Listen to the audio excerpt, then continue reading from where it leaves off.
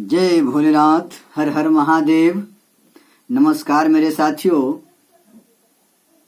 आज मैं आपके सामने अच्छे विचारों को चारों दिशाओं से लेकर के आया हूँ और मैं सोचता हूँ कि हो न हो मेरे जो भी नौजवान विचार के इंसान होगा उसमें हमारे विचारों से नई क्रांति का प्रादुर्भाव हो जाए। यही मेरी इच्छा है, मेरी आशा है और मेरी तमन्ना भी है कि खास करके नौजवान का जो मस्तिष्क अपने पथ से भ्रष्ट हो गया है, अपने लक्ष्य से विमुख हो गया है, उनको मैं सही दिशा निर्देशन कर सकूं अपने विचारों के द्वारा। तो आज मैं बहुत ही महत्वपूर्ण चीज आपके सामने पेश कर रहा हूं और इसको जीवन में साधने की कोशिश कीजिए।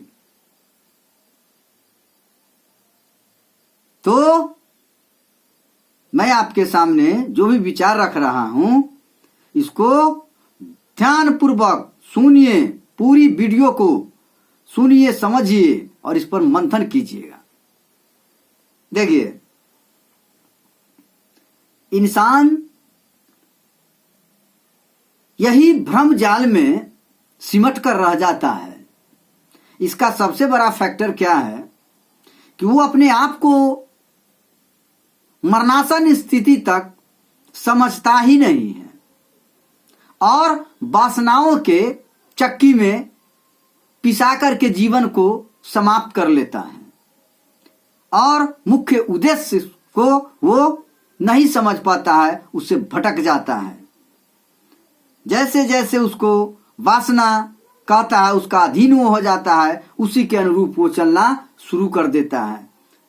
मूल उद्देश्य को वो नहीं पहचान पाता है। अच्छे गुरु के समीप नहीं रहने के कारण उनका मार्गदर्शन सही से नहीं हो पाता है, जिसके कारण जीवन में महान से महान सफलता को वो अपने पैरे तले कुचलते चले जाते हैं और काल्पनिकता के व्योम में भटक करके जीवन रूपी संसार को समाप्त कर लेते हैं।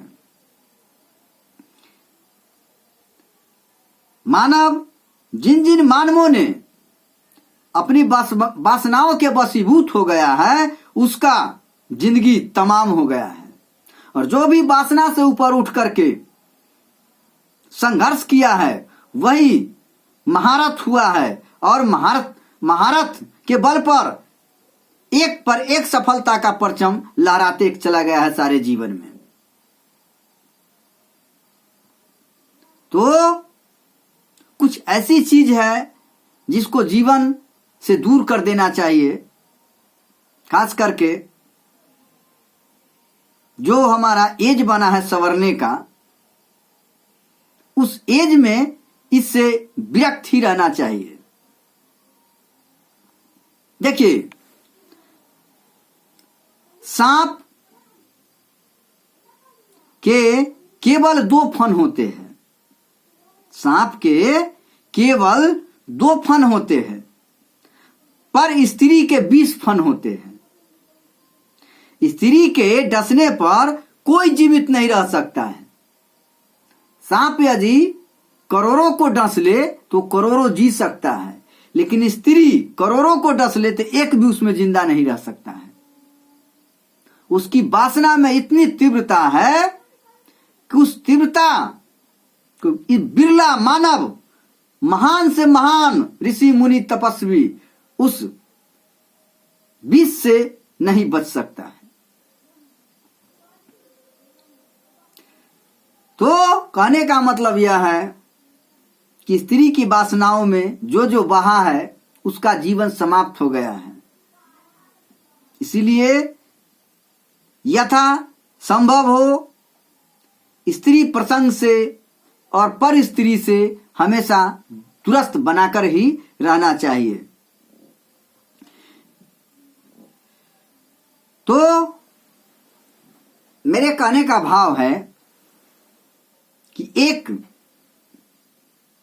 बिरहिन में करोड़ों सर्पों का विष वास करता है, विष उसमें वास करता है। इसीलिए उस बिरहिन से हमेशा दूरी बना करके रहना चाहिए।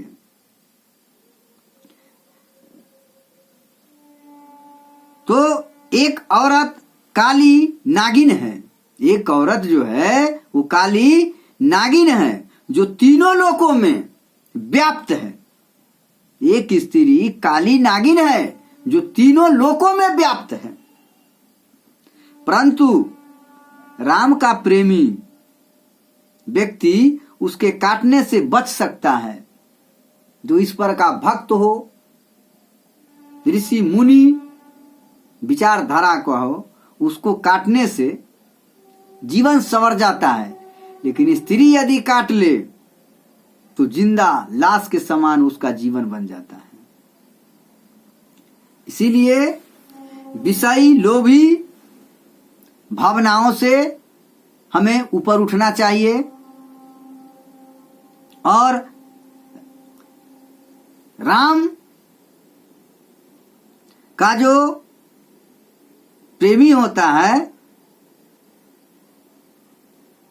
वह व्यक्ति लोभी पापी को ही कूट कूट करके, खोज खोज करके काटता है,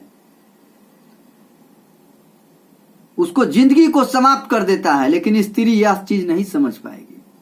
वह जो उसको सामने आया उसको बिना डसे हुए नहीं रहेगा, हर हाल में वो डसेगा है, आपके भावनाओं में बहा देगा, अपनी भावनाओं में वो खिलाएगा, पुतला के तरह तुम्हें घुमाएगा। इसीलिए नारी एक सुंदर सर्पनी की भांति है, उससे जो छेड़ता है वह खा जाती है। आपको गा करके, रो करके, हंस करके या खेल करके नारी सब को प्राण हर लेती है। इसीलिए नारी का रूप जो होता है बहुत ही खतरनाक होता है। हर वक्त उससे बच करके ही रहना चाहिए। उसका एक एक रूप, एक एक यौवन, एक एक विचार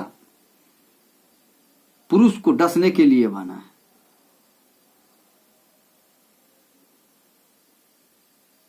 सुंदरता पर कभी न भूलो, सांप बनेगी वह जीवन में। सुंदरता पर कभी न भूलो, सांप बनेगी वह जीवन में। लक्ष्य विमुख कर भटकाएगी व्यर्थ फूलों के वन में। जो जो मानव सुंदरता के पीछे पड़ा है, मांस के लुथरा के पीछे पड़ा है, उसका जीवन नारकीय बन गया है। वह आपको जिस लक्ष्य से आपका जिंदगी उभरा है, जिस लक्ष्य को पाने के लिए आप में प्रबल इच्छा पैदा होता है, उसको भी वो समाप्त कर देगी, आपको लक्ष्य से भटका देगी, कल्पना के व्योम में भटकाते भटकाते जीवन को समाप्त कर देगी।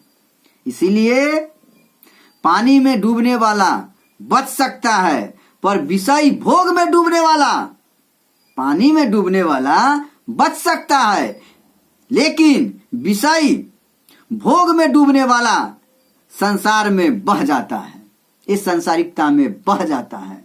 उसमें से निकलना बड़ा मुश्किल होता है। उस पानी में डूबने वाला व्यक्ति से पूछना जो क्या दर्द होता है, वही दर्द उसको भी होता है।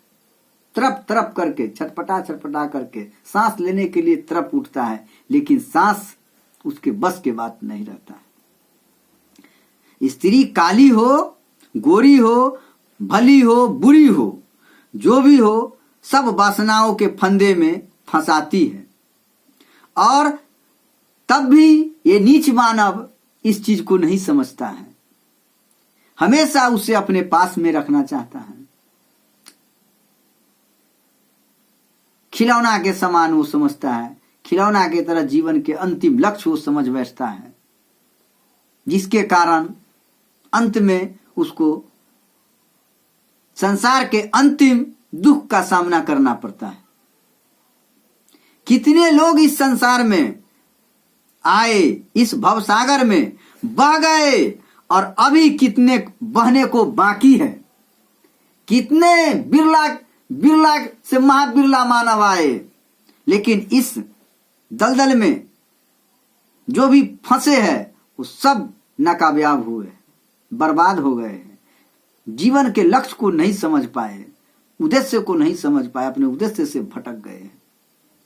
इसीलिए इससे हमेशा जीवन में दुरुस्त बना करके रहिए, एक पर एक परचम लहराते रहिएगा। आपका जीवन हमेशा सफलता को पैदा करते रहेंगे। इस चीज से यदि बच जाते हैं तो इस रहस्य पर जो भी मैं बोला हूं, इस रहस्य पर विचार करो, मंथन करो, सोचो। तुम्हें सृष्टिकर्ता ने इस संसार में क्यों भेजा है, किस लक्ष्य को लेकर के तुम्हें भेजा है। पागल, समझने की कोशिश करो और अपने को पहचानो, तुम्हारा क्या कर्तव्य है, और कर्तव्य के प्रति निष्ठावान बन जाओ, आत्मसमर्पण कर दो। तुम इस विषय वासना में डुबकी मत लगाओ। स्त्री छोटी बड़ी सब जहर की लताएं हैं। स्त्री छोटी बड़ी सब जहर की लताएं हैं। दुश्मन षड्यंत्र दाव चाल से किसी को मार सकता है, पर स्त्री हंसी ठिठोली मजाक तिरछी नजरिया तिरछी बाण चला करके तुमको अपना एक पर एक रूप दिखा करके, खेल खिला करके तुमको रोड पर मौत के घाट उतार देगा, और दुनिया वालों उसका कोई गवाह नहीं बनेगा, क्योंकि उसका कोई गवाह होता ही नहीं है। एक तुम्हारी आत्मा जो वासनाओं के वशीभूत है वही गवाह है, और वो भी वो क्या है, भाषा विहीन है, जो व्यक्त नहीं कर सकता है। वो वासना किसी को गवाह नहीं दे सकता है और तुमको देखता ही रह जाएगा। इसीलिए उन वासनाओं से ऊपर उठो, जागो। अच्छे दिन पाछे गए, अच्छे दिन पाछे गए, हरि सो किया न हेत। अच्छे दिन पाछे गए, हरि से किया न हेत। अब पछतावा क्या करे, चिड़िया चुग गई खेत।